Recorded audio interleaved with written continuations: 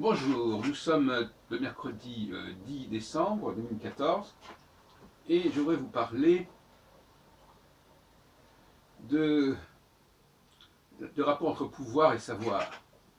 Bon, j'ai déjà parlé dans les précédentes vidéos, mais nous sommes en direct, c'est ça qui est intéressant, en temps réel.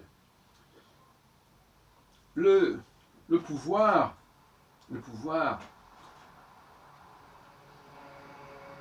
ça ne veut pas dire forcément. Vous savez que j'ai opposé pouvoir et savoir. Je dis, il y a la science d'un côté qui essaie de comprendre ce qui est, et il y a la politique, l'idéologie qui veut plaquer sur cette réalité ce qu'elle a envie de plaquer et ce qu'elle peut plaquer. Mais ce n'est jamais qu'un plaquage, c'est-à-dire c'est quelque chose qui reste en surface et qui ne tient pas forcément. Donc le pouvoir, il ajoute. Voilà, on est dans la problématique de l'ajout. Il ajoute quelque chose à la réalité. Un peu comme une emplâtre sur une jambe de bois. C'est-à-dire qu'il maquille la réalité, au sens de maquiller, c'est-à-dire d'apporter quelque chose, de la crème, de la pommade, du talc, etc. Enfin, il apporte quelque chose qui vient modifier la réalité par addition. C'est-à-dire qu'en fin de compte, pour revenir à la démarche scientifique, il faut enlever toutes ces additions.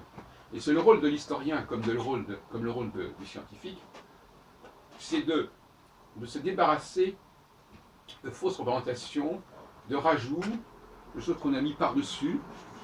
Et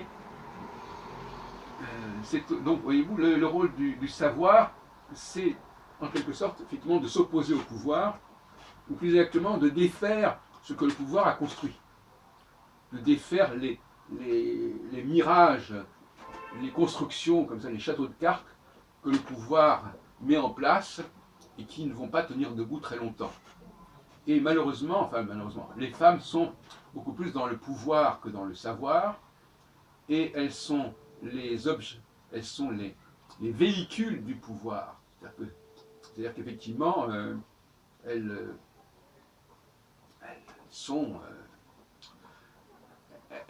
portées par ce pouvoir du rajout, hein, qui fait qu'on n'a pas besoin de savoir ce qu'il en est, on veut simplement mettre ce qu'on veut.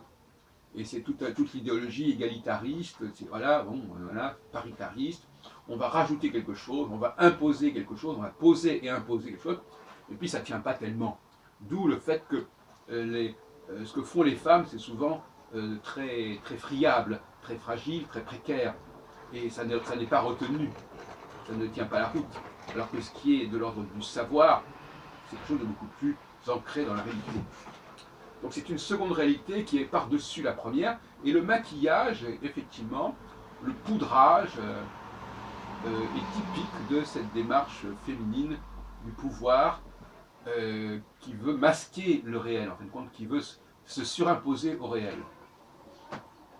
Et je terminerai en disant que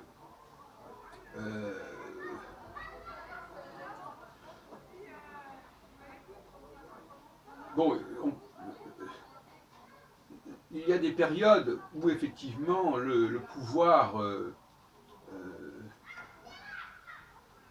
se surimpose, comme je disais, au savoir,